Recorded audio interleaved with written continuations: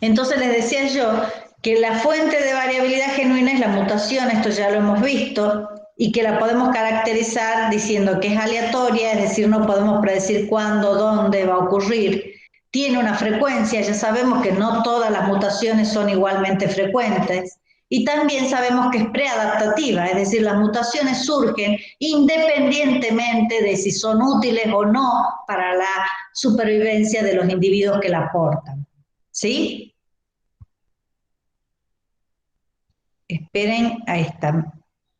Ahí se puede ver más completo. Entonces, ya hemos visto que hay distintos tipos de mutaciones. Esto lo paso rápido porque esto ya lo hemos estudiado, ¿sí? Y entonces, nosotros diremos, bueno, pero ¿cómo podemos estudiar la variabilidad genética? Y bueno, hasta hace no mucho tiempo, para ustedes mucho, para mí no tanto, hasta digamos mediados de la década del 60 del siglo pasado, no había muchas posibilidades de estudiar la variabilidad genética, sino a través de los fenotipos.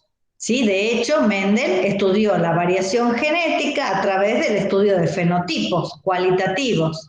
Entonces nosotros podemos estudiar indirectamente la variabilidad genética observando fenotipos. ¿Qué fenotipos? Por ejemplo, rasgos morfológicos o caracteres fisiológicos, por ejemplo, la capacidad de transporte de oxígeno de la hemoglobina, o citogenética, ya saben lo que es mirando los patrones de bandeo de los cromosomas, la cantidad de cromosomas, rasgos inmunológicos como son los grupos sanguíneos, por ejemplo, ¿sí? O otros sistemas que tienen que ver con la defensa del cuerpo y que vienen determinados genéticamente.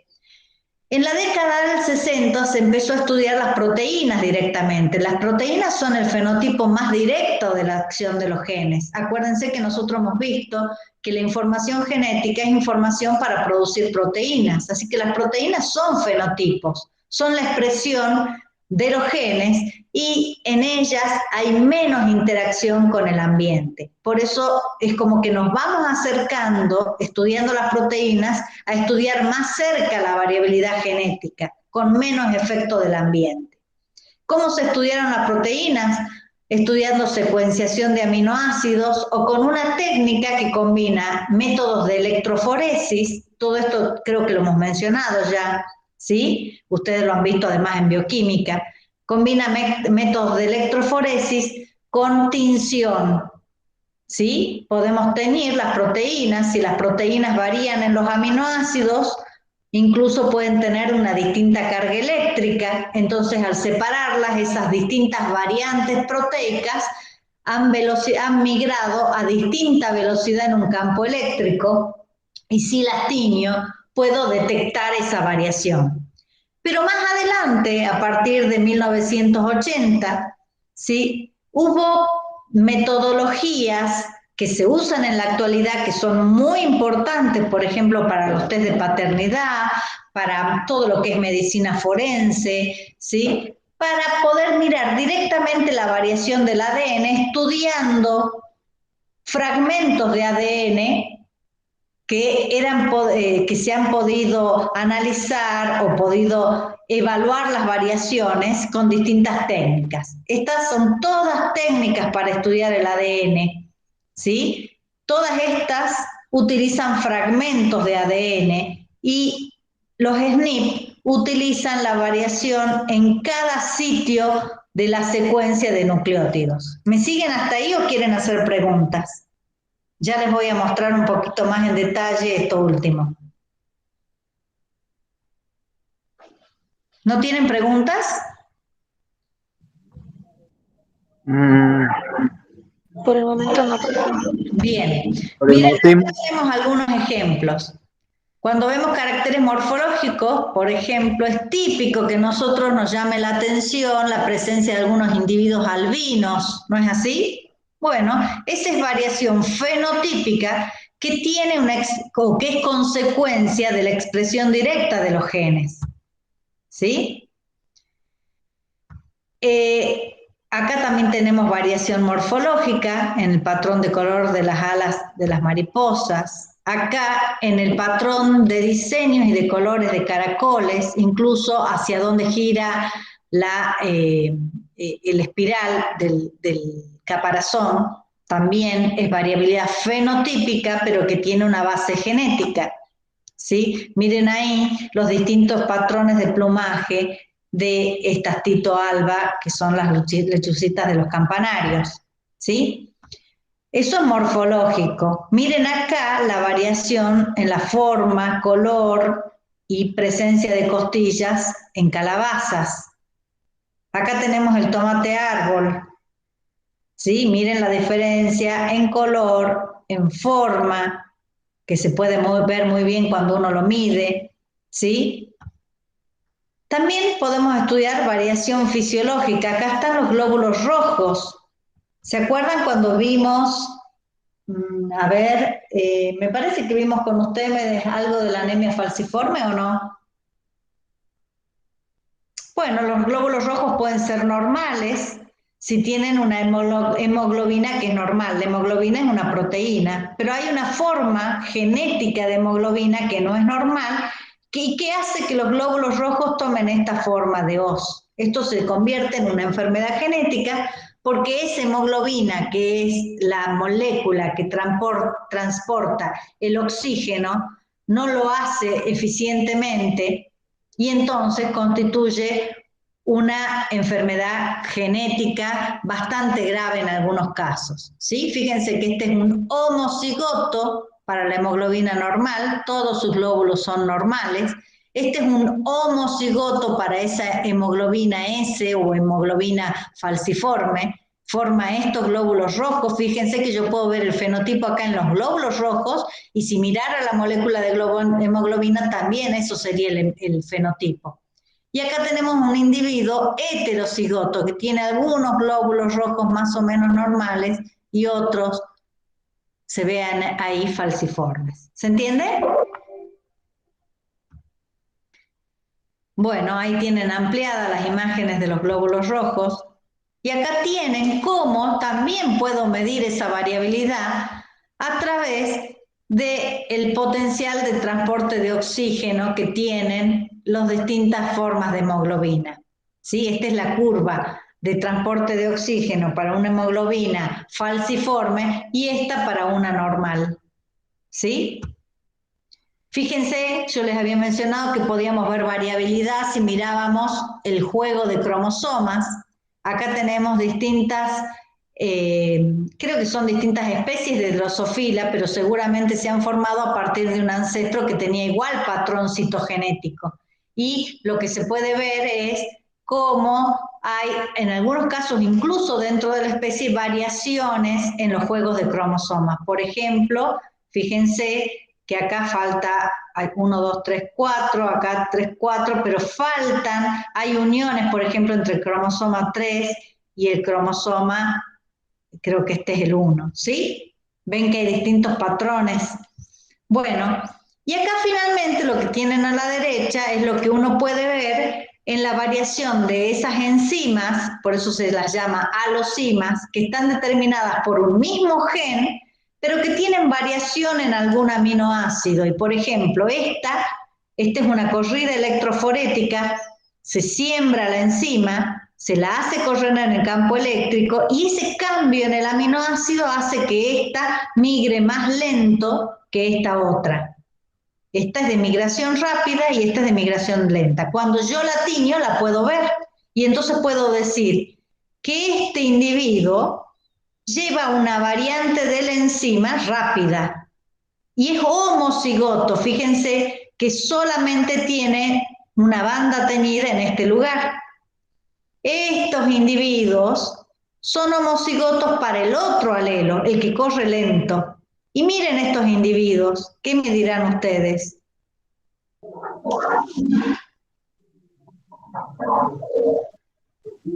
¿Cuántas formas de la enzima tienen?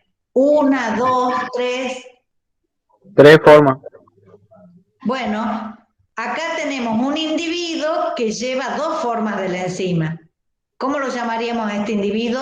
en términos de su genotipo? Profesor, es una heterocigota. Una heterocigota, y estos También. también, mientras estos son homocigotas. ¿Les queda claro a todos? Y el término medio Sí, que hay profe. ahí, profe, usted pone ¿Cómo? en el segundo alelo, cuando son heterocigotas, está en un término medio, y en Este, el de abajo, sí, porque es otro alelo. Fíjate que esto es un alelo, acá hay un alelo, acá hay otro alelo, acá hay otro alelo, y acá es otro alelo. Fíjense que esta población tiene 1, 2, 3, 4 alelos distintos. Estos son individuos. Acá tengo el individuo que es heterocigoto para el alelo 1 y el alelo 2. Este es homocigoto para un alelo 3. Este es heterocigoto para un alelo 1 y 4. ¿Lo ven? sí, Entonces, si ese uno, es mi punto.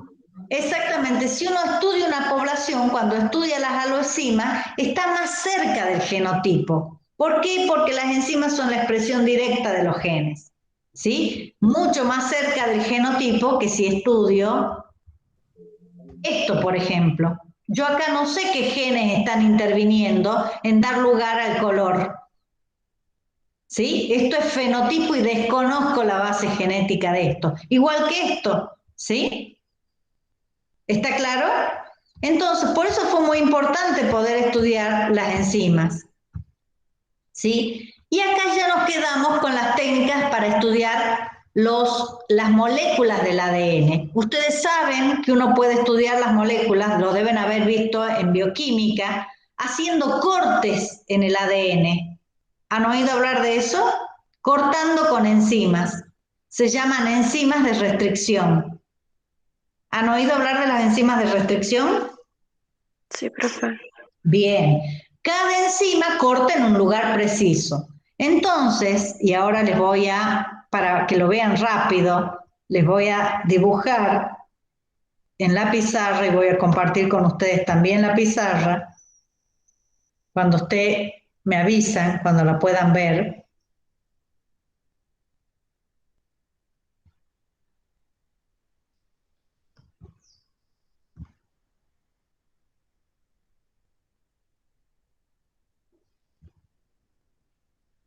Todavía creo que no está disponible.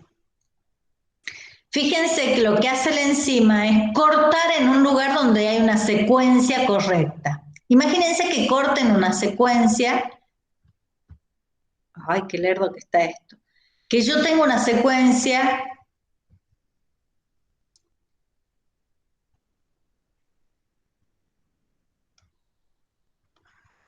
Este es mi ADN y acá tengo, por ejemplo, T, C, G, C, A, T, T. Por ejemplo, hay una enzima que tiene como blanco este lugar. Cuando hay eso, puede cortar acá. Entonces esa enzima va a cortar este fragmento, no importa que siga para allá y que sigue para allá, en dos pedazos, ¿sí o no? Acá me va a quedar Profe, no se está viendo el pizarrón. ¿No se ve todavía? No, profe. Bueno, voy a cambiar la forma de presentar, capaz que estaba presentando ventana, eh, no pantalla completa, a ver.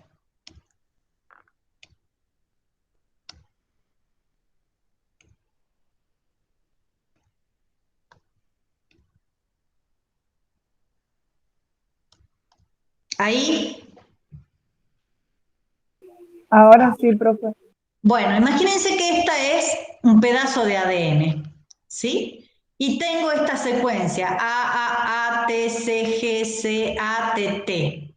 Hay una enzima de restricción que en este lugar puede hacer un corte acá, ¿sí? Por lo tanto, me queda un fragmento con T, no importa qué es lo que sigue acá, y otro fragmento que es C, G, C, A, T, T. y no importa qué sigue acá. ¿Está? Si yo a esto lo hago correr en un aparato de electroforesis, la electroforesis hay distintas, se llaman cubas, yo siembro lo que el ADN que saqué de un individuo al cual le sometí la enzima, acá estaba el ADN y puse la enzima. Ay, no escribe. ADN más enzima. ¿Qué voy a tener? Que acá voy a tener todos estos fragmentos, ¿sí? Si yo a eso lo siembro acá, al ADN cortado, ¿sí? Yo voy a ver banditas acá. Todas esas banditas son los fragmentos que cortó la enzima, ¿sí? Si hay un individuo que tiene una mutación acá y en vez de tener C en este lugar tiene una G, por ejemplo, ¿la enzima va a cortar o no va a cortar?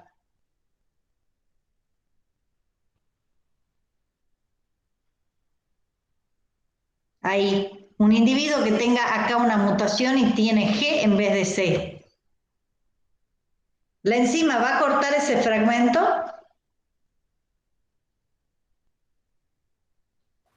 No, profe.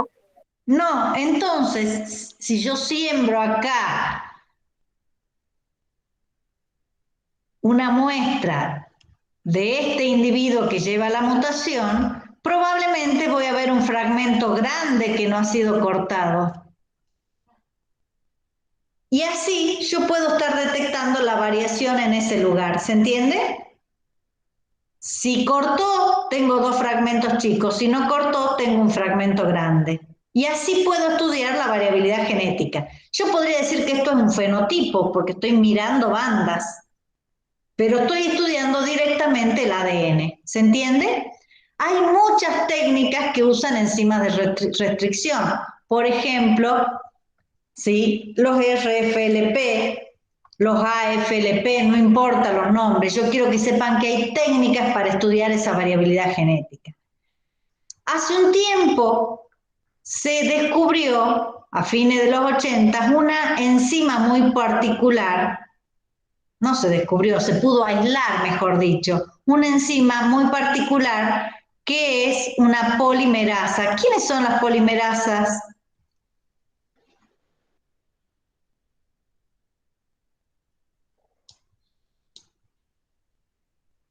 ¿Qué hacen las polimerasas?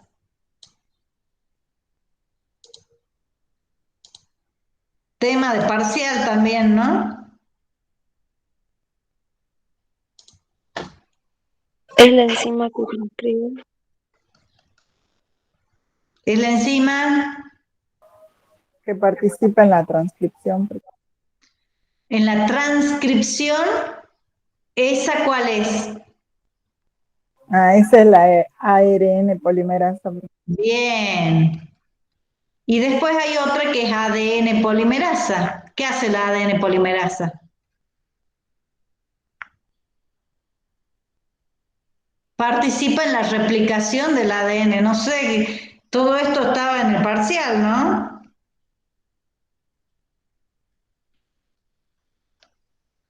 ¿Se acuerdan? Y si no se acuerdan, estudienlo porque no sé cómo les habrá ido en el parcial, ¿no? Había uno de los temas que incluía esto. Entonces, sí, se ha podido aislar la enzima y entonces lo que se hace de una forma muy sencilla es, pongo el ADN molde, el del organismo que yo quiero estudiar. Digo, me interesa que se replique este sector. Entonces, para replicar este sector, yo pongo cebadores. ¿Se acuerdan que hacía falta cebadores para que se inicie la replicación? Los cebadores son secuencias que están a un lado y al otro. Y le agrego también la materia prima para hacer ADN. ¿Cuál es la materia prima para fabricar ADN? ¿Qué necesito?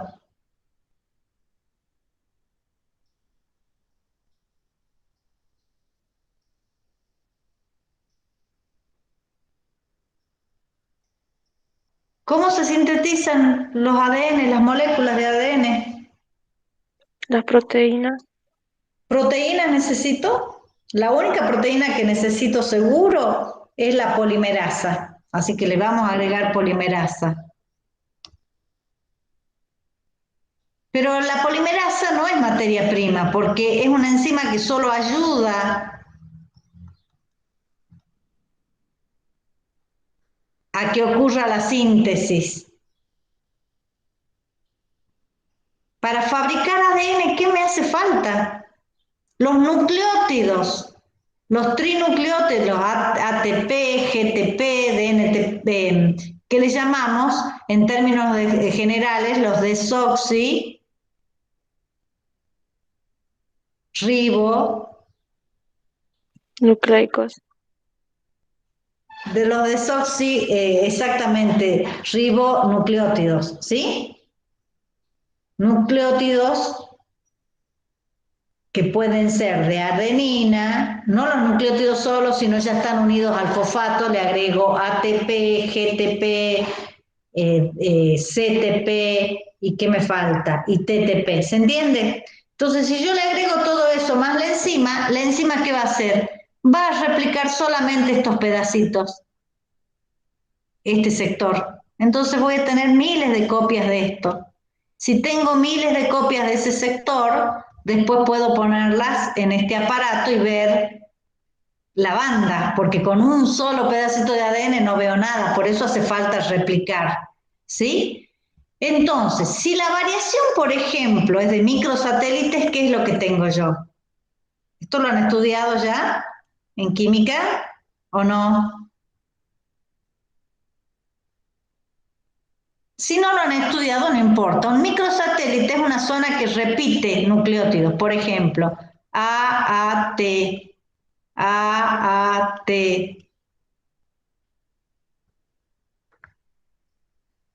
AAT, AAT.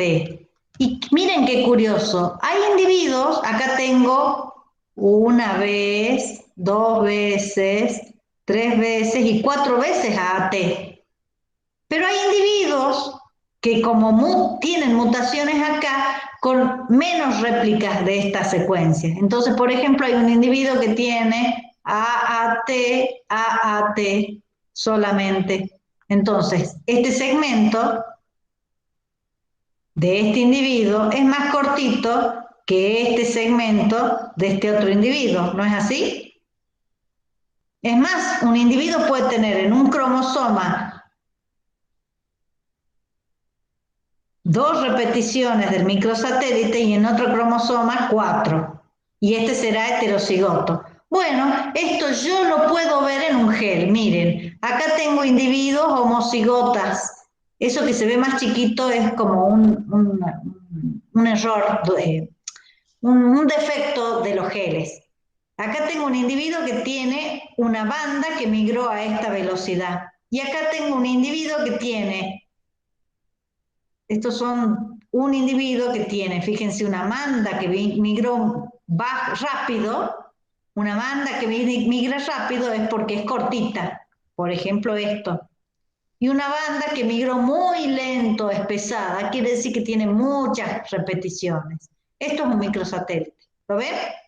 Y acá tenemos individuos con distintos genotipos. Este de acá es heterocigota, tiene esta banda y tiene esta. Estos son homocigotas, esto es homocigota, este es homocigota y este es heterocigota ahí. ¿Lo ven? Bueno, de esta forma se puede detectar mucha variación genética. Me he detenido demasiado en explicarles esto, pero para que sepan de qué hablamos cuando hablamos de estudiar la variación genética. Y lo que tenemos acá es directamente la secuencia del ADN. Acá lo que nosotros podemos ver con cada color, esto está medio chiquito, a ver si puedo ampliarlo. Para ampliarlo tengo que salir de ahí. ¿Sí? Fíjense que esto es lo que sale en un aparato de secuenciación. ¿Ven qué distintos colores? Cada color me dice qué base nitrogenada tiene, es decir, si es una citosina, una timina, una guanina, 4 colores. Entonces yo puedo ir mirando en lugar por lugar el ADN y ver qué nucleótido tiene. Entonces, pues estos pueden ser distintos individuos y cada individuo tiene en el lugar distintos nucleótidos. Ahí estoy mirando directamente el ADN, ¿sí? Esa sería una técnica de secuenciación. Bueno, lo importante de todo esto es que tenemos cómo estudiar la variabilidad genética, ¿sí? Hoy se habla de marcadores genéticos. ¿Hemos hablado de marcadores genéticos ya?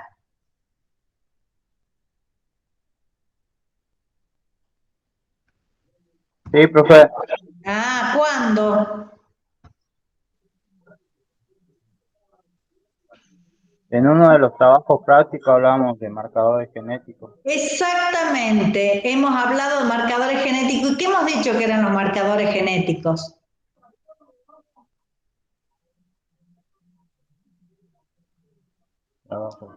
Eran caracteres, ¿sí?, que estaban determinados por un locus, en general un solo gen, y que presentaban variabilidad en la población. Entonces, por ejemplo, las características que estudió Mendel se pueden considerar caracteres genéticos. En ese caso, son marcadores morfológicos, porque yo estoy mirando la coloración, por ejemplo, de la flor. Pero si yo estudio esos fragmentos de ADN que vimos hace un ratito, esto o esto, voy a hablar de marcadores moleculares. También de esto hemos hablado, ¿sí o no? En el mismo práctico han hablado de marcadores, ¿sí o no?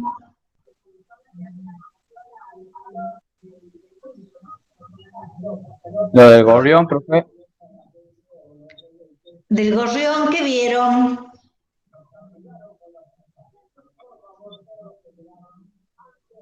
Miren que el parcial fue este miércoles. No, ¿qué miércoles? Miércoles era. El sábado pasado fue el parcial. Todo eso lo tienen que haber visto para el parcial.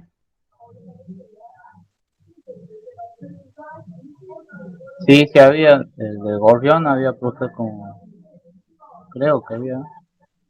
Ah, no, esto lo hice yo en el trabajo. Ajá. Bueno, me parece que no están estudiando mucho para los parciales, ¿no? No, sí. Bueno, acuérdense que los marcadores genéticos sirven como puntos de referencia en los cromosomas. Es un gen o un pedazo de ADN que está en un lugar y que tiene variabilidad, ¿sí? Hemos hablado también que si yo puedo localizar los genes uno tras de otro, puedo formar un mapa genético. También de eso hemos hablado, ¿se acuerdan? Creo que había algún ítem de pregunta de mapa genético y de mapa físico. ¿Sí o no? Sí, profe.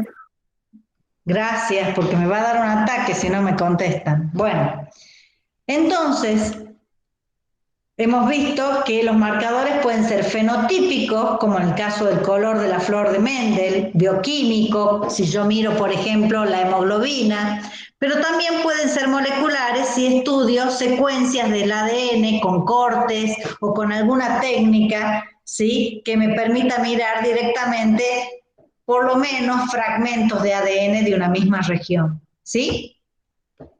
Y acá tenemos las diferencias de los distintos tipos de marcadores. Yo no me voy a detener ahí, pero sepan que disponer de marcadores moleculares permitió un gran estudio de la variabilidad genética en las poblaciones, ¿sí?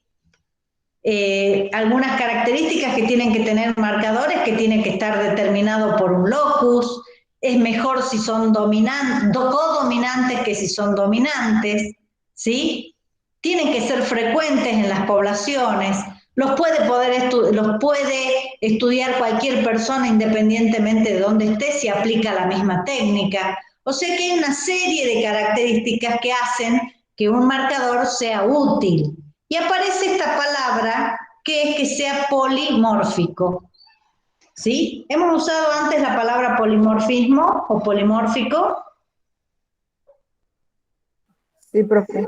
Ajá, ¿y qué quiere decir? Muchos.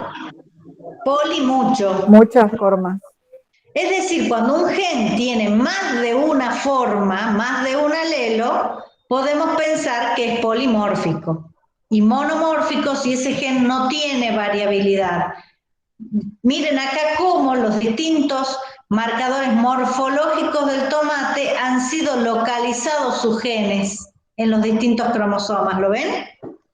Ahora, si yo tengo marcadores moleculares, ese mapa de marcadores morfológicos se convierte en un mapa donde tengo muchísimas rayitas acá, marcando esos marcadores moleculares. ¿Sí? Bueno, más allá de eso, perdón, ay, se me fue.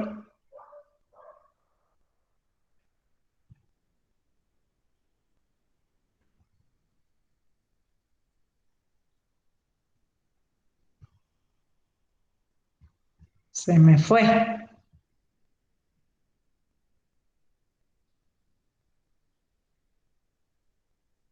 Todo esto ya lo hemos visto en la clase anterior.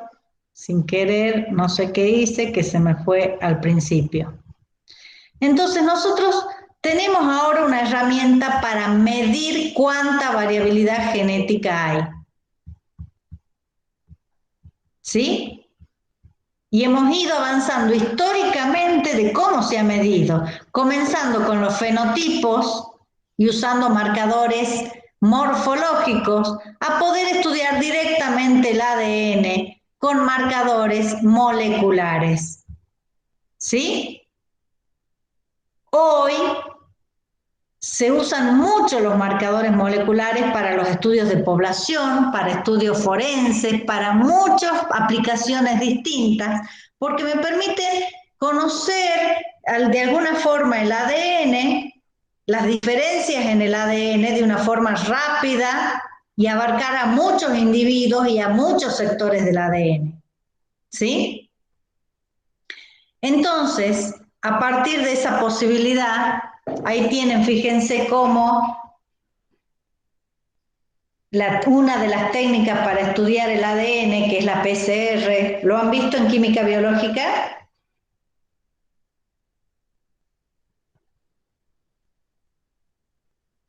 No importa si me dicen que no, pero necesito que me contesten. No recuerdo, profe. Bueno, la PCR justamente es la técnica que nos permite en el laboratorio detectar los marcadores moleculares. Yo tengo el ADN, lo que hago es darle calor para que se separen las hebras, ¿sí? Le pongo esos cebadores, que acá se llaman primers, aquí, y entonces cuando le pongo la polimerasa me copia este pedazo, ¿sí? Aquí está la polimerasa, es esta enzima que está en verde. Copia los pedazos, entonces yo puedo repetir muchas veces eso, y si tengo una molécula de ADN, en la siguiente vuelta tengo 2, en la siguiente 4, en la siguiente 8, no todo el ADN, sino el pedacito que quise estudiar. Y luego a eso lo siembro y puedo ver como les había mostrado yo hace un rato. Esa es la técnica de PCR con la que se detectan, por ejemplo, los microsatélites. ¿Sí? Así, si podemos estudiar la variabilidad, nos interesa medirla. Miren, acá tenemos esos microsatélites. ¿Sí? Yo utilicé la ADN polimerasa para replicar solamente este pedacito. Cada cuadradito violeta es una repetición. Por ejemplo, esa AAT que yo les había dibujado antes. AAT. Eso es un cuadradito celeste. ¿Cuántas réplicas tiene este individuo? Este ADN, lo pongamos por ahora, fíjense que tiene cuántas veces repetida la AAT.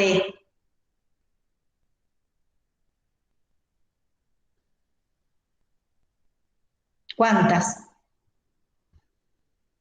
¿Están viendo o no alcanzan a ver? Está muy Sí, chiquito. profe. Sí Está se ve. chiquito. A ver. Ay, cada vez que salgo, vuelve al principio. Bueno, tengan paciencia porque para poder ampliárselos, Los cubitos morados, profe. a ver, ya te muestro, mira. Voy a tratar de ampliar. Uy, como está en modo presentación, están...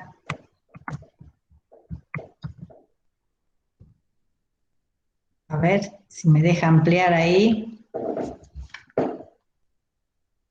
¿Ahí se ve mejor? Sí, profe. Uy, Sí, profe. qué difícil que es esto. Hay que arreglárselas para... Ay, quiero mover y pinto.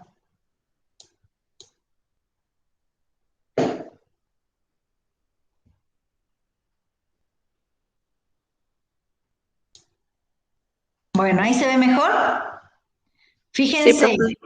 que esto es un alelo donde hay 1, 2, 3, 4, 5, 6, 7 repeticiones si no conté mal. Y en este alelo, ¿cuántas repeticiones hay? 3, O- 6, 8, 8. Y en este, 6, y en 6. este, 7. 7. Este es igual a este, ¿no es así? Sí.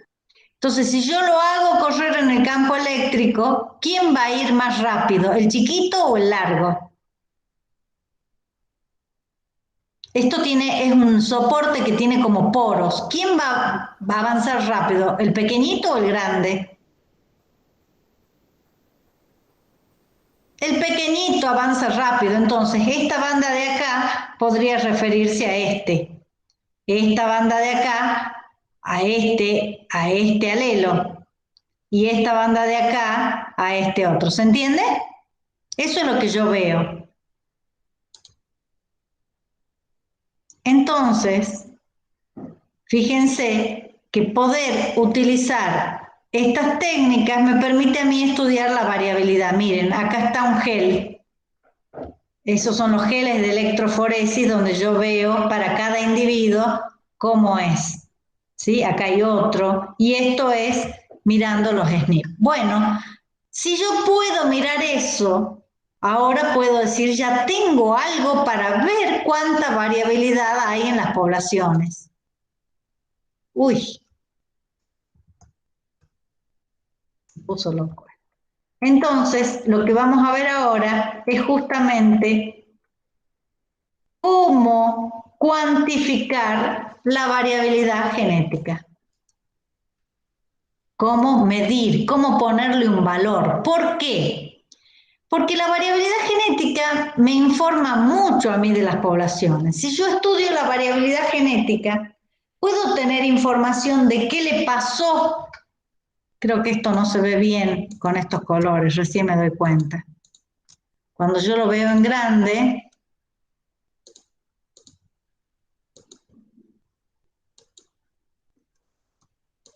se ve bien.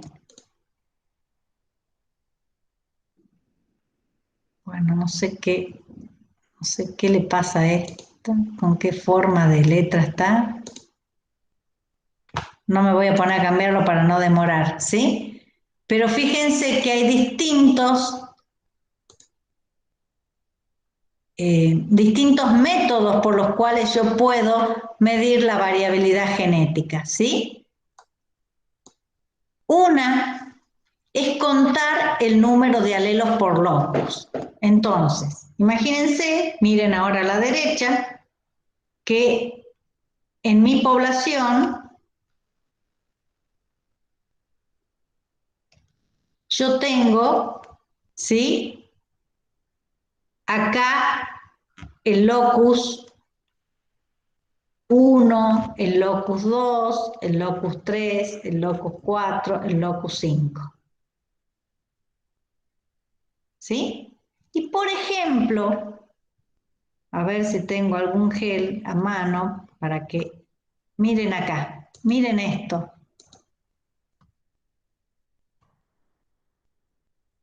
Bueno, fíjense, acá tengo un individuo homocigoto, este también, porque es una sola banda, se mira la banda fuerte. Y miren este tiene dos bandas, ¿no es así? Este será Sí, heterocigoto, profe. este son homocigotos, ¿sí? Les pregunto yo, ¿cuántos alelos hay en esta población? Acá hay solo mostrándoles unos 15 individuos, pero uno puede estudiar muchos más. En esa población, ¿cuántos alelos podríamos detectar? Bueno, empecemos desde arriba. Acá tengo un alelo, el alelo 1 le llamemos. ¿Dónde más tenemos otro alelo? Acá. Este es otro alelo, el alelo 2, ¿sí? Fíjense que acá hay otro un poquito más abajo, el alelo 3. Miren acá, hay otro alelo, el alelo 4. Y acá hay otro individuo raro que tiene otro alelo, ¿sí? ¿Qué eran los alelos?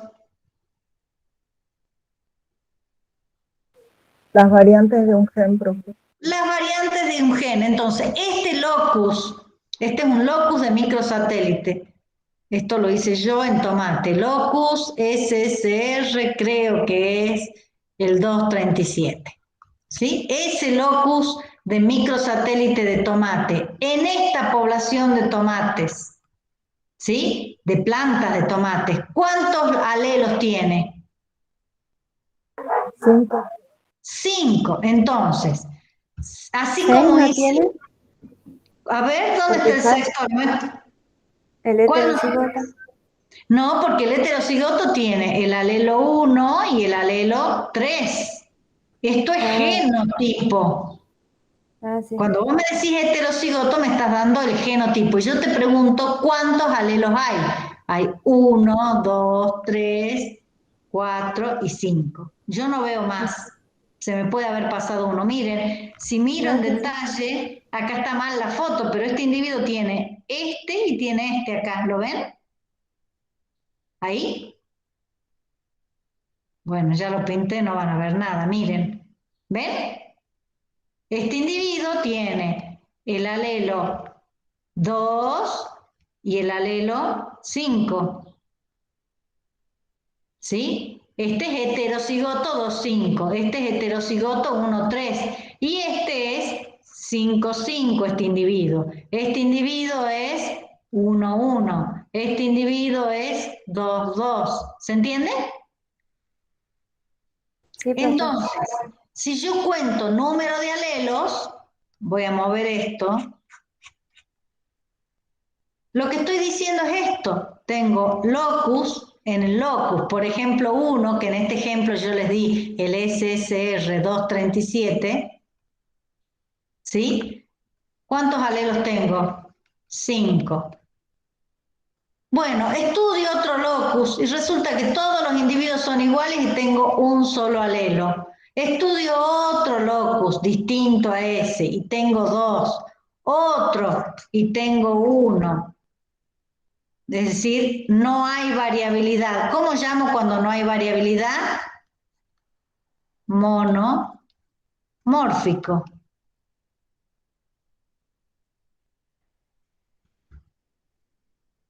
¿Sí? Y estos que tienen más de un alelo, ¿cómo los llamo? Locus polimórfico. Ya vamos a ver que en realidad no alcanza a mirar el número de alelos, sino que hace falta poner una condición más para hablar de polimórfico o no polimórfico. ¿Me siguen hasta ahí? Entonces, imagínense que yo estudié muchos loci, 5, estudié 6, y acá tengo 2 y acá tengo 3. Yo puedo dar una medida de variabilidad y decir que en esta población el número promedio de alelos por locus es, ¿cómo lo hubieran calculado? ¿Cómo se calcula un promedio? Número total Se dividido por la suman. cantidad de Ajá. repeticiones. Sumo todos los alelos por locus y lo divido por la cantidad de loci. ¿No es así? Acuérdense que loci es el Sí, plural de profe. locus. En este ejemplo, ¿qué tendría que haber puesto yo? Bueno, no se ve bien, pero acá creo que decía 5, después venía un 1, 2, 1, ¿sí? ¿Me siguen? 5, 1, 2, 1, 2 y 3. Hay 1, 2, 3, 4, 5, 6. 6 loci. Dividido 6. ¿Cuánto me da esto? 6 más 2, 8. Más 1, 9, más 2, 12, más 3, 15, dividido 6, el número promedio es de 2,5. ¿Está bien?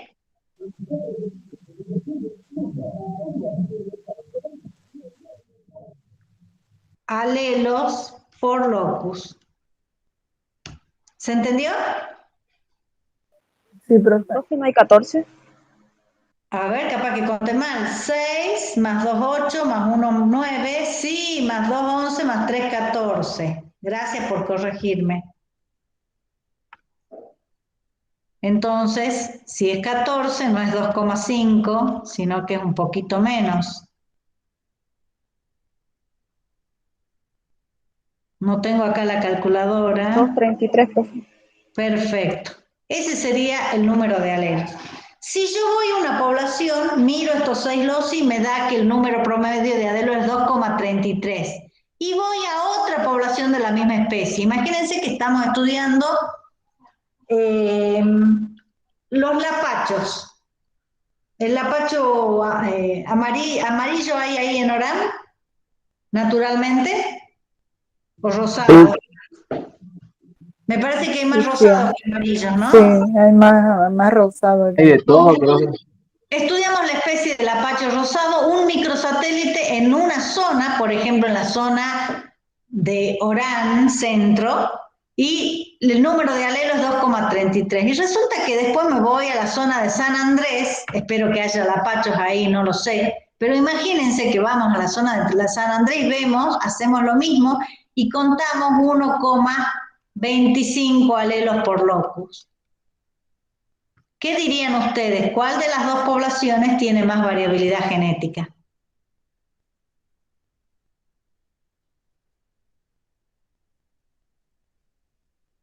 Con respecto a la Donde hay primera, profe, 25.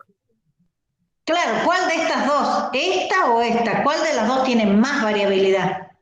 la primera, La primera. Entonces, fíjense cómo el número promedio de alelos por locus es una medida de variabilidad genética. ¿Sí?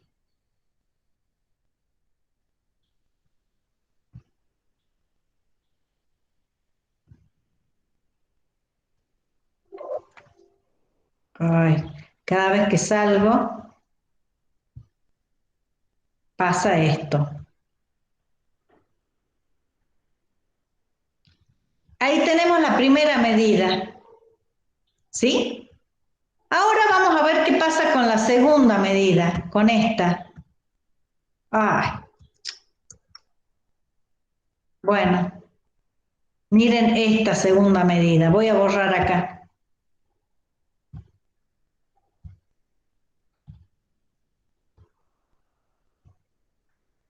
Bueno, resulta que yo voy a la población, tengo 3 poblaciones de lapacho que estoy estudiando. Tengo San Andrés, tengo Orán. ¿Qué otra población podremos poner por acá? De otro lugar que esté separado de estos. Díganme alguna localidad donde haya lapachos. Santa Rosa, profe. Bueno, Santa Rosa. ¿Sí? Estudié los 6 loci. ¿Sí? Resulta que en San Andrés tengo el locus 1, perdón, en los alelos 1, 2, dijimos que el promedio era 1,20 y algo, ¿no? En el locus 1, el alelo 1 y el 2. En Orán tengo el 1, el 2 y el 4. En Santa Rosa tengo el alelo 1 y el 3. ¿Sí? Y también el 2, pongámosle acá. Entonces, por ejemplo, yo puedo decir que el alelo 4 es privado de Orán y que el alelo 3 es privado de Santa Rosa. ¿Quién tiene más alelos privados?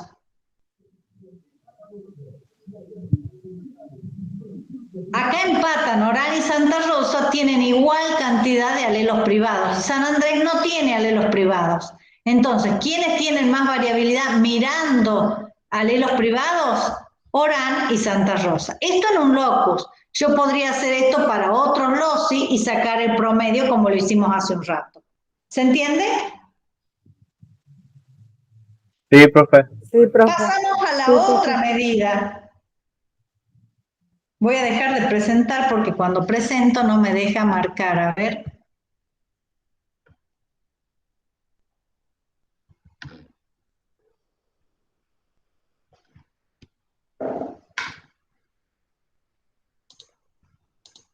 No, no me deja marcar. Bueno, la otra medida, ¿sí? Es el porcentaje de loci polimórficos, ¿sí? Y ahora, para eso, vamos a borrar acá, así tengo más espacio. Ay.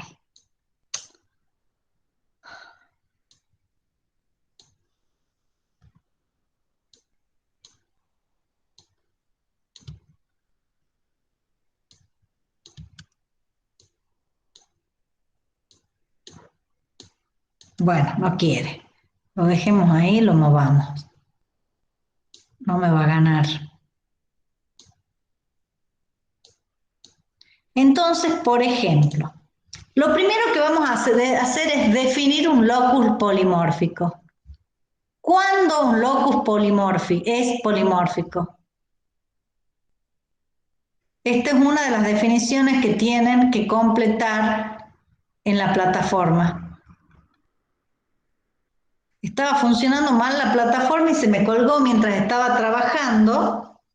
Así que las modificaciones que hice tengo que verificar si están presentes, ¿sí? Así que a lo mejor si ustedes entran apenas yo termine de dar la clase, todavía no está bien, las modificaciones no están. ¿Cuándo un locus es polimórfico? Cuando hay dos alelos, dos o más alelos. Primera condición, pero además, cada alelo está a una frecuencia entre 0,01 y 0,99. ¿Qué quiere decir esto? Que si yo voy a una población y la frecuencia del alelo, ¿se acuerdan que hemos llamado P y Q a la frecuencia de los alelos? ¿Sí? La frecuencia, tengo dos alelos, por ejemplo, el alelo 1 y el alelo 2. Miro la población y la frecuencia de este alelo es 0,993. Y este alelo es raro, está a una frecuencia 007. ¿Este locus es polimórfico o no es polimórfico?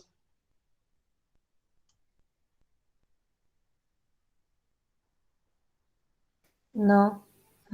No, porque aunque tengo dos alelos, esta frecuencia es muy bajita.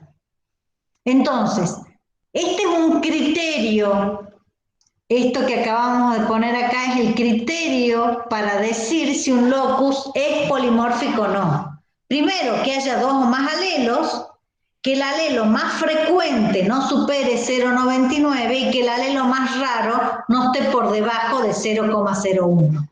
¿Sí? Si no, no es polimórfico. Si yo tengo tres alelos pero al menos hay dos que están entre esos valores, sí es polimórfico. Entonces, ahora voy a la población. Miro el locus 1 y voy a poner acá alelos. Acá tengo el alelo 1, el alelo 2, el alelo 3 y acá frecuencia 0,98, 0,01 y 0,01. ¿Este locus es polimórfico o no es polimórfico?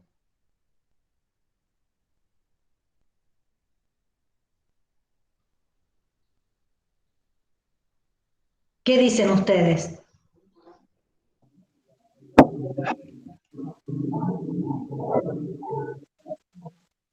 Que no es por ¿No es? Sí, porque está entre 0,01 y no es más que 0,99. El más común no supera 0,99 y el más raro no es menos que 0,01.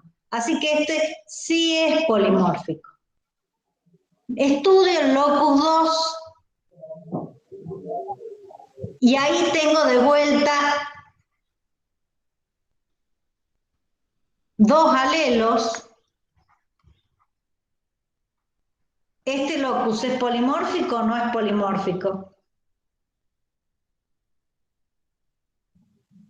No, profe.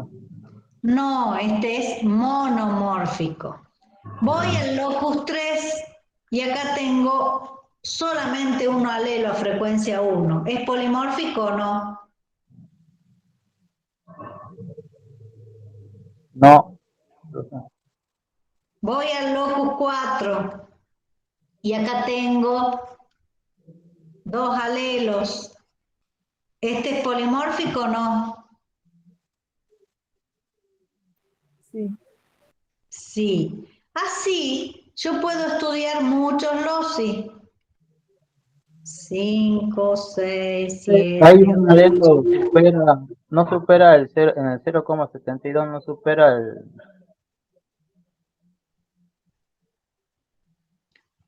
¿Cómo? En el Es más 0,72. bajo. Esto es más bajo que no 0,99. Ah, bien, bien, sí, sí, sí. Yo me ¿Sí? confundí. Sí. Imagínense, no les voy a poner los números, pero digamos que este era polimórfico, este monomórfico, y creo que ya estoy. Ah, no, me falta uno, polimórfico.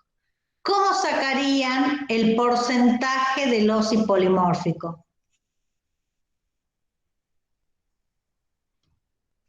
Algunos lo llaman P grande. No hay que confundirse con el P que hemos usado para los homocigotos en genética en Hardy-Weinberg.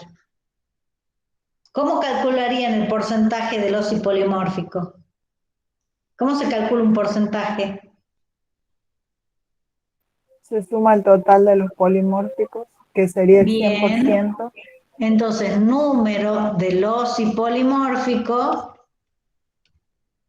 ¿Qué más? Quiero sacar un porcentaje. Matemática de cuarto grado. ¿Sí? ¿Cómo saco? Regla de tres simple, señor. Bueno, no, pero a ver, contame cómo. Ya puse lo que me dijo recién ahí la compañera, que es el número del OSI polimórfico. ¿Qué más?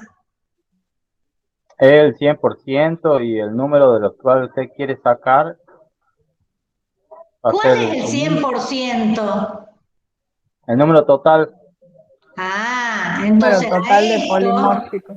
Ujú. número total de OSI estudiados. Y ahora sí lo multiplico por 100. ¿Se entiende? Cuento cuántos polimórficos hay. Hay 1, 2, 3, 4. A ver para arriba. Hasta ahí voy 4, 5. ¿Está bien? En este ejemplo, ¿sí? Ya lo vuelvo a poner. Hay 5 loci polimórficos, estudié 10 y lo multiplico por 100. ¿Qué me queda?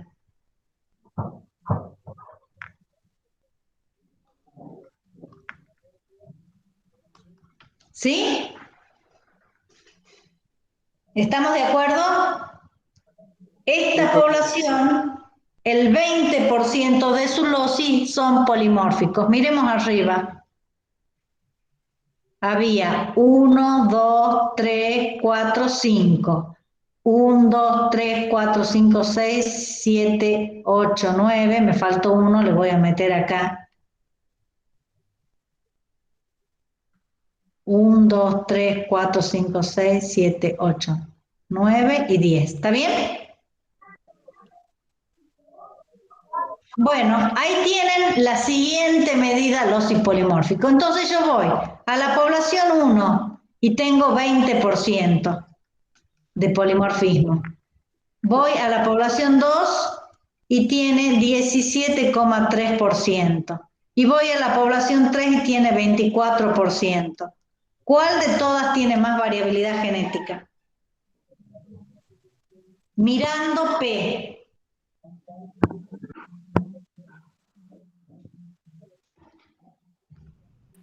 La tercera población. Claro, si yo miro P, la población 3 tiene más variabilidad genética que la población 1, que tiene más variabilidad genética que la población 2. ¿Sí? Sí. Vamos ahora Profe, por la siguiente medida. Sí, ¿me iban a hacer alguna pregunta? ¿de dónde saca 0,2 en la división de 5 y 10? 5 dividido 10, exactamente. Ven, Pero, perdón. Gracias por corregirme. Estoy en modo automático, tratando de acomodar. Qué bueno que me corregiste. ¿Cuánto es?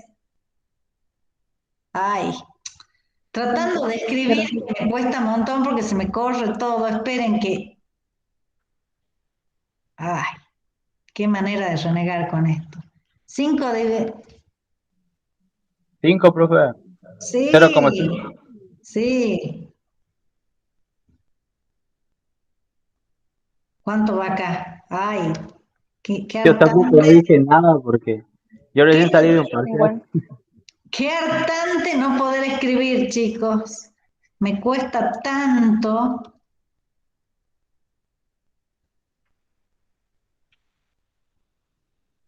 Y entonces, ¿qué hay que hacer acá? ¿Cuál es la que tiene más variabilidad genética? La 1, profe, la población 1. ¿Y la que le sigue cuál es? La 3 y después la 1. Y después la 2, ¿no? Esta. ¿Sí? ¿Sí? Sí, profe. Bien. Ay, esperen. Lo que pasa es que tengo que apretar dos para escribir y para mover y borrar son distintos botones. Ahí está. Bueno, ya saben cómo se mide el porcentaje de loci polimórfico. Ahora nos quedan estas otras dos medidas. Voy a borrar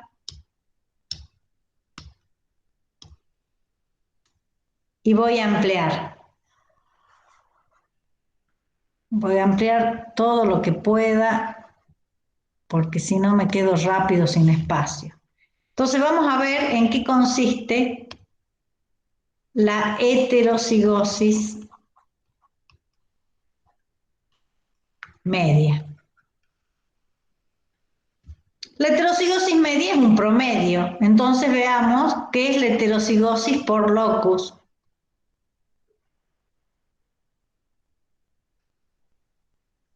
Voy a una población y estudio. Entonces estudio el microsatélite, ese que vimos hace un rato, y veo que en la población, el genotipo 1,1 hay 30, que el genotipo 1,2 hay 27, que el genotipo 1,3 hay 5, que el genotipo 2,3 hay 1, que el genotipo 2,2 hay 2. Estoy inventando, chicos, y del 3,3 hay... A ver, ¿qué le vamos a poner? Hay 0. ¿Está? ¿Cuántos individuos en total estudié? Primero, tengo que sumar. 30 más 27, 57, más 5, 62, más 1, 63, más 12, 75. La muestra es de 75 individuos. ¿Está bien? ¿Sí? Si no hice mal la suma, insisto, no tengo calculadora, estoy haciendo mentalmente, puede ser que me equivoque, me corrigen. ¿Sí?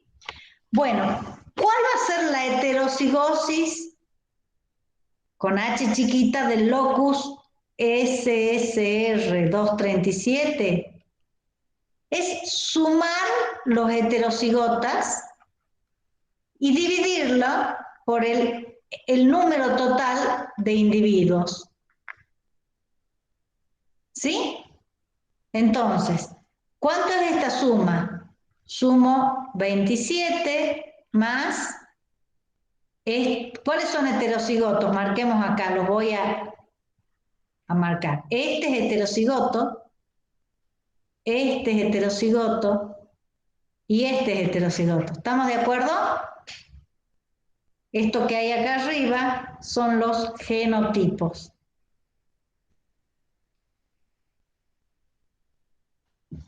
¿Vamos bien?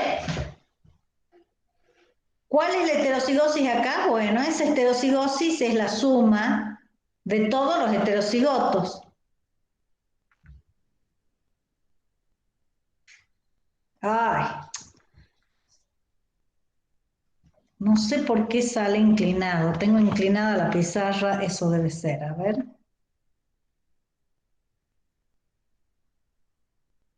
¿Les queda claro esto? He sumado los heterocigotos y lo divido por la cantidad total. ¿Cuánto me da eso? 0,44, profe. Bien. No lo hice, pero si lo hiciste vos, perfecto. La heterocigosis de ese locus es 0,44. ¿Está bien? Voy a otro locus y ahora lo van a hacer ustedes. Por ejemplo, al del microsatélite 14. Y entonces yo conté 20 individuos, 23 y acá 40. ¿Cuál es la heterocigosis? Esto es 1, 1, 1, 2 y 1, 3. ¿Cuál es la heterocigosis acá?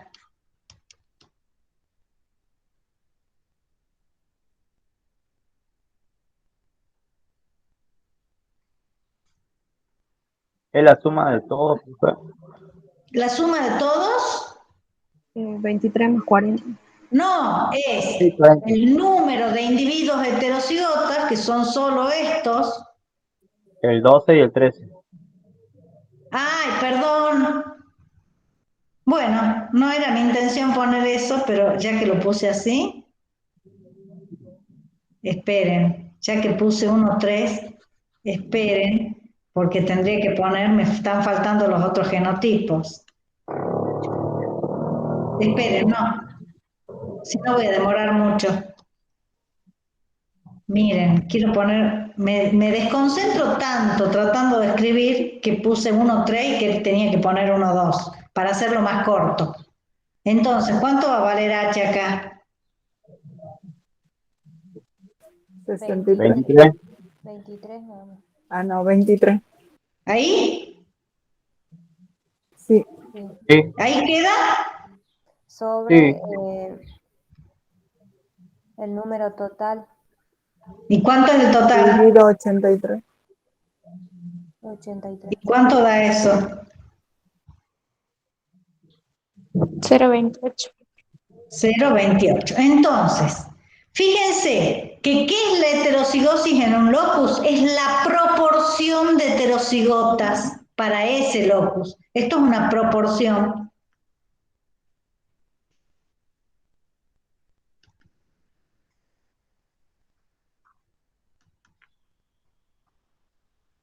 ¿sí? Para sacar la media, esperen que mueva esto, yo voy a denominar, voy a ponerlo con otro color, como H grande y puedo ponerle una rayita arriba para saber qué es la media. ¿Cómo se calcula una media? Imagínense que hemos estudiado R loci, es decir, hemos estudiado 10 loci, ¿sí? ¿Qué tendré que poner acá? La sumatoria de las heterocigosis desde el locus 1 hasta el locus 10. Sumo todas las heterocigosis y las divido por cuánto para sacar un promedio.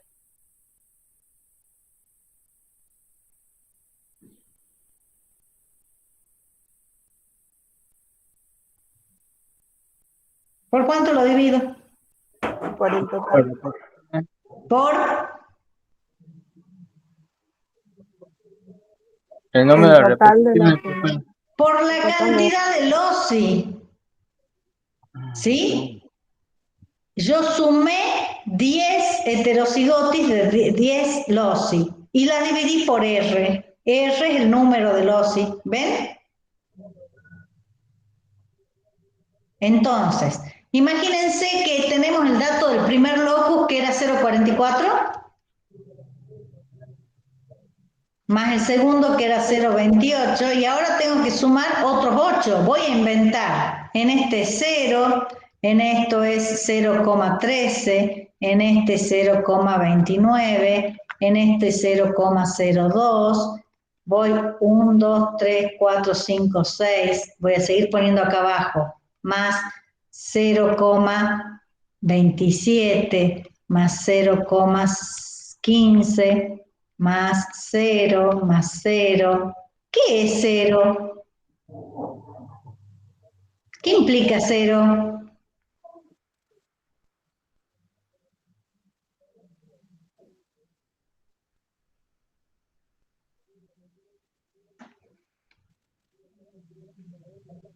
¿Qué quiere decir 0? ¿Podría ser que no hay heterocigosis? Que no hay heterocigotos, ¿sí? Los tengo que sumar porque yo quiero ver la variabilidad total que hay. Entonces, sume todas las heterocigosis y las divido por 1, 2, 3, 4, 5, 6, 7, 8, 9, 10 loci que estudié. Hice mal acá, me parece. 1, 2, 3, 4, 5, 6, 7, 8, 9, 10. Ese 21 lo voy a eliminar. Me pasé en 1, ¿sí?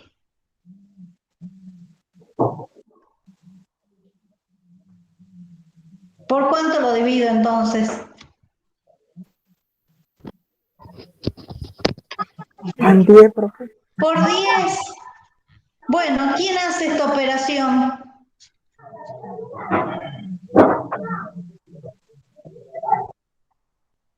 Yo lo hago, profe, y ya le digo. Bueno,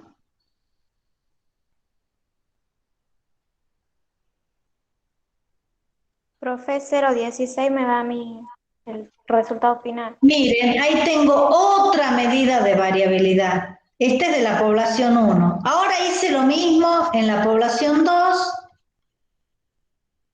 y me dio 0,22. E hice lo mismo en la población 3 y me da 0, no sé, 0,9. ¿Quién tiene más variabilidad?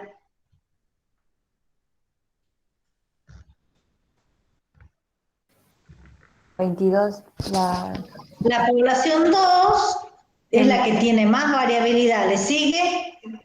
La 1 y luego La la 3. 1 y le sigue la 3. Hemos visto otra medida de variabilidad. Esta medida informa algo diferente a las anteriores. Fíjense que cuando yo dije si el locus es polimórfico o no, no dije cuántos alelos tenía, ni sabía de los heterocigotos. Cuando miré, voy a achicar esto de vuelta, cuando miré los alelos privados, tampoco tuve en cuenta los heterocigotos, ¿no es así? Cuando analicé No me deja achicar. Bueno, después vemos cómo mejoramos esto. Cuando analicé el porcentaje del OSI polimórfico, vi otra cosa, es decir, cada una de estas medidas mide aspectos diferentes. Hemos visto la heterocigosis media observada. Hay otra medida que es la esperada, es la heterocigosis esperada, que es el promedio de todas las heterocigosis en cada locus dividido el número de locus que le habíamos llamado R. ¿Cómo calculo lo esperado? ¿Qué es lo esperado?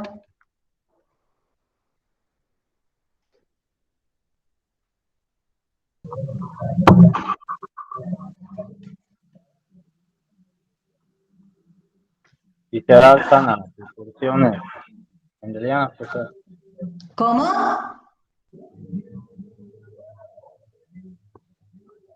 Lo esperado según qué? Según Hardy-Weinberg. Acuérdense que Hardy-Weinberg me decía que si yo tenía dos alelos, H era igual a 2 por P por Q, ¿se acuerdan?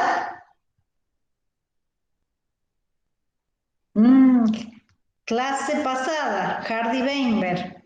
Después repasen eso. Si tengo dos alelos, H es 2 por P por Q. P y Q son frecuencias alélicas. Entonces, si en un locus yo tengo P que vale 0,2 y Q que vale 0,8, ¿cuál es la heterocigosis que espero en ese locus? 2 por 0,2 por 0,8. ¿Está? ¿Y esto cuánto es? 0,32. Perfecto. Esa es la esperada. ¿Y el promedio cómo lo sacarían? Igual que se saca cualquier promedio. ¿Cómo se saca cualquier promedio? Sumando todos los valores y dividiéndolo por la cantidad del OSI. Esto es fácil cuando tengo dos alelos, perdón. ¿Qué pasa si tengo muchos alelos?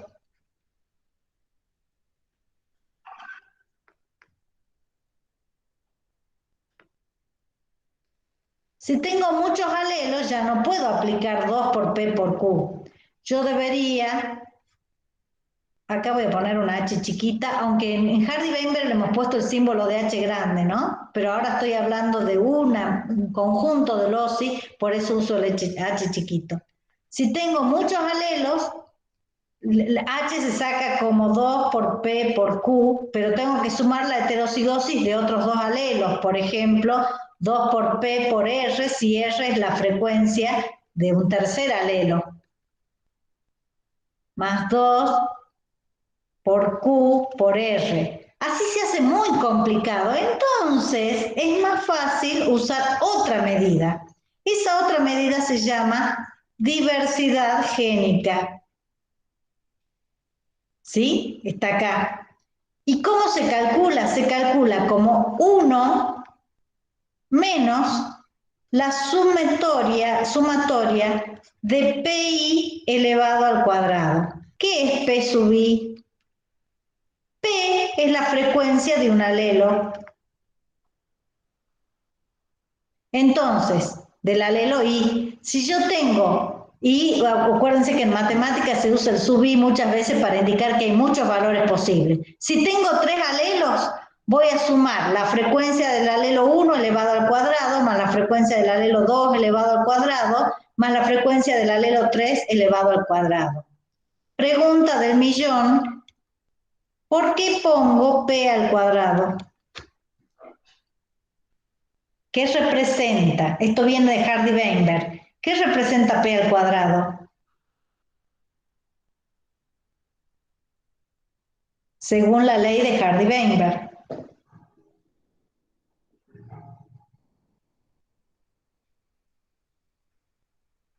Un homocigoto, pues.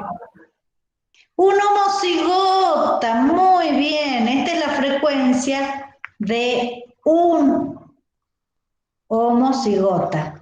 Si yo sumo la frecuencia de todos los homocigotos, frecuencia esperada vamos a poner acá, ¿sí? Si yo sumo la frecuencia esperada de todos los homocigotas y a eso se lo resto a uno, ¿con qué me quedo? Con los heterocigotas. Si a uno le resto todos los homocigotas, me quedo con los heterocigotos. ¿Se entiende? Esto es lo mismo que 2 por P por Q cuando hay dos alelos.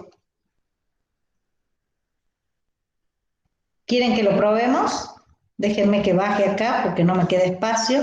Imagínense que voy a una población y vamos a hacer un repasito. ¿Sí? Voy a una población y conté. Vamos a hacer con dos alelos. Díganme, invéntenme un número de individuos 1, 1. ¿Cuántos individuos homocigotos 1, 1 hay? ¿30? Bueno, acá inventen otro número. 15 o 12. Bueno, 15. Acá, 18. 18. ¿Cuánto es la cantidad total de individuos que tengo? Ay, como si fuera poco, encima aparecen notificaciones. 63. Bien. 5 y 8, 13, 63. ¿Estamos bien? ¿Qué es lo primero que tenemos que hacer? Si yo quisiera medir el H observado en este locus, ¿cuánto sería? Por eso le puse una O. ¿Cuánto es?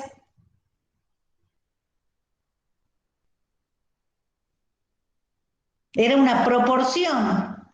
¿Qué proporción?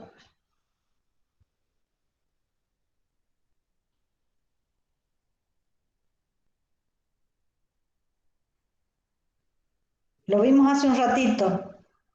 Proporción de los heterocigotos. Ajá, es la proporción de heterocigotos.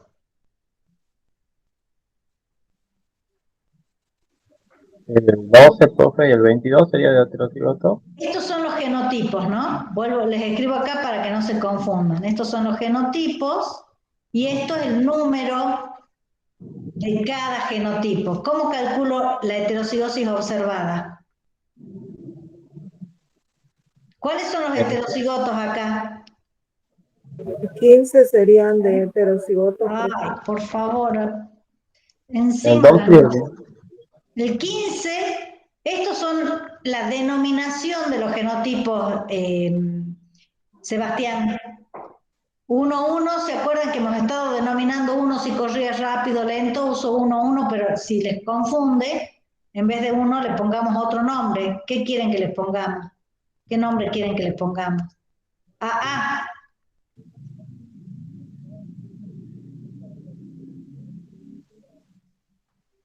Para que no nos confundamos, ¿sí?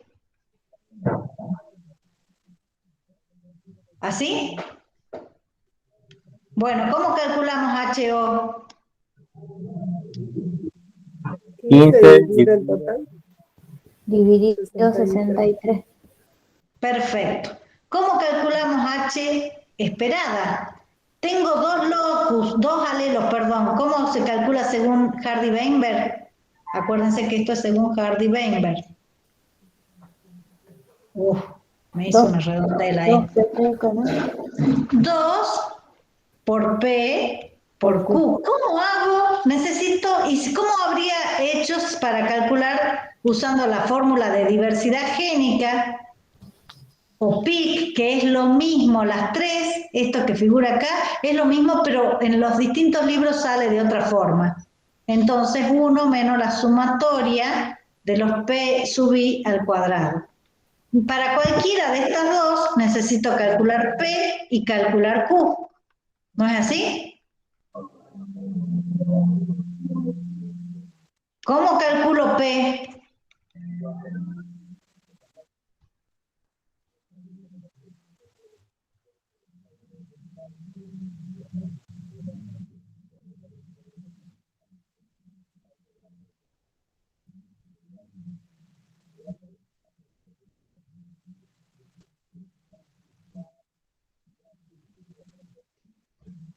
¿Cómo calculo P?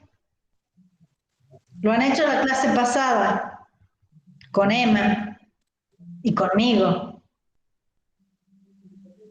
¿Cuántos alelos aportan P? Vamos a llamarle la frecuencia del alelo A.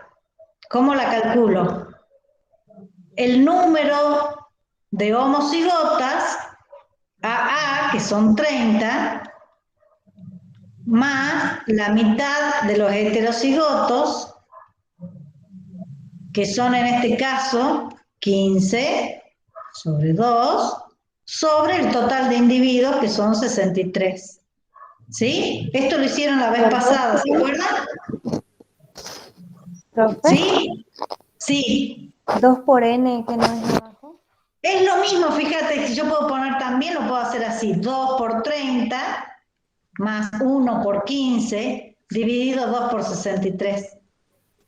¿Sí? Esto es lo mismo que esto, porque si yo saco factor común acá, perdón, puedo dividir esto por esto y me va a quedar, esto me va a quedar lo mismo que 30 sobre 63 más 15 sobre 2 por 63, ¿no es así? Acá simplifiqué. Y esto es lo mismo que poner esto que está acá. ¿Sí? ¿Ves? Sí, profe. Lo pueden hacer así o hacer acá, así es lo mismo. Bueno, ¿cuánto les da ese P? 2 por 30, 60, más 15, 75, dividido 126. ¿Sí?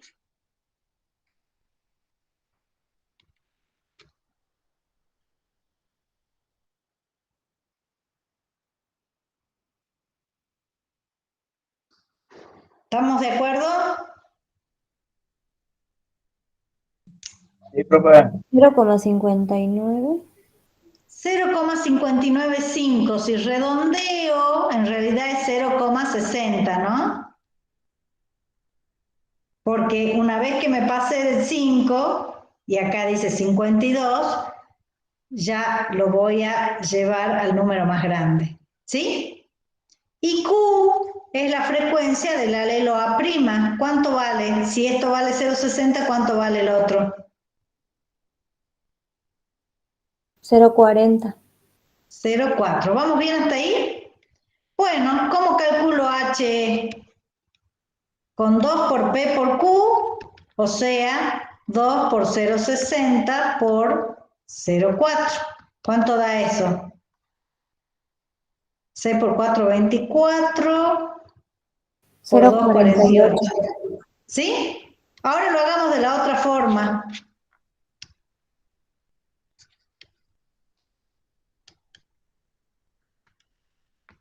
Tengo que hacer 1 menos 0,6 al cuadrado más 0,4 al cuadrado. ¿Está bien? ¿Sí? PI al cuadrado, este es P, la frecuencia de un alelo al cuadrado. Acá se simboliza en general PI para decir que es la frecuencia de cada alelo elevado al cuadrado. Acá tengo un alelo elevado al cuadrado y el otro elevado al cuadrado. ¿Está claro? Sí, profe. Bueno, entonces hagan ese cálculo. Da lo mismo, 0,48. Perfecto. ¿Entienden? Cuando yo tengo 2 alelos, esto es más rápido, pero si tengo 3 alelos, esta forma es más, tengo que agregarle 2PR, 2QR, entonces esto es más general. ¿Está? Sí. Todas estas medidas son importantes. Hay otra, que es el número efectivo de alelos, y es el valor de heterocigosis que tendría si yo tengo, a ver, para la heterocigosis que tengo, ¿cuántos alelos a igual frecuencia deberían ser multiplicados? Es muy complicado explicarles esto, así que nos vamos a quedar con solo estas medidas. Pero el número efectivo de alelos es cuántos alelos en esa población a igual frecuencia me darían esa heterocigosis esperada. ¿Se entiende? Como es difícil de calcular si no es con un programa de computadora, a esa no la vamos a ver, pero sepan que también se usa. ¿Sí? Sí, profe. Entonces, en el práctico, y ya miren, se me fue todo el tiempo, ustedes lo que van a hacer es hacer estos cálculos y comparar. Ahí tienen P, ahí tienen H, todo lo que hemos ido haciendo está acá, ¿lo ven? Y comparar lo que hemos hecho, lo que pasa en distintas poblaciones. Ustedes van a hacer los cálculos, ¿sí? Para que tengan algunos datos, las plantas tienen un nivel de heterocigosis del 7%. La heterocigosis es una de las más importantes. Las que más se usan son la heterocigosis media.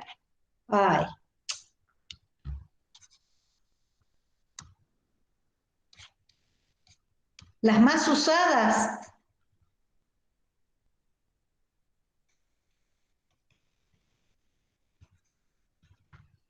el número promedio de alelos, la proporción de los polimórficos y H media, en este orden, esta y esta. Generalmente se dan las tres y en algunos trabajos se publican todas las otras también, ¿sí? Así que, para que tengan una idea, en general en las plantas se calcula que la heterocigosis es de un 7%, está expresado en porcentaje. ¿Qué quiere decir? Que a este valor de H, que yo lo calculé como una proporción, lo voy a multiplicar por 100, ¿sí? Esta sería 48%. Para que tengan una idea, acá está expresado en porcentaje, ¿sí? Los invertebrados 11%, y ya termino, miren. Estas son datos de poblaciones de vicuña. Miren, acá está la heterocigosis media esperada, la observada, el número promedio de alelos por locus y el número de alelos privados. ¿Lo ven? Si ustedes miran rápidamente aquí, ¿cuál de estas poblaciones parece la que tiene más variabilidad? Si miro el esperado.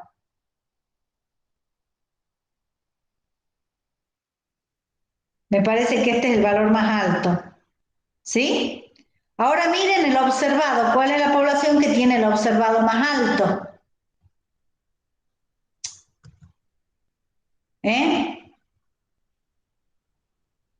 Creo, así mirando rápido, que es esta.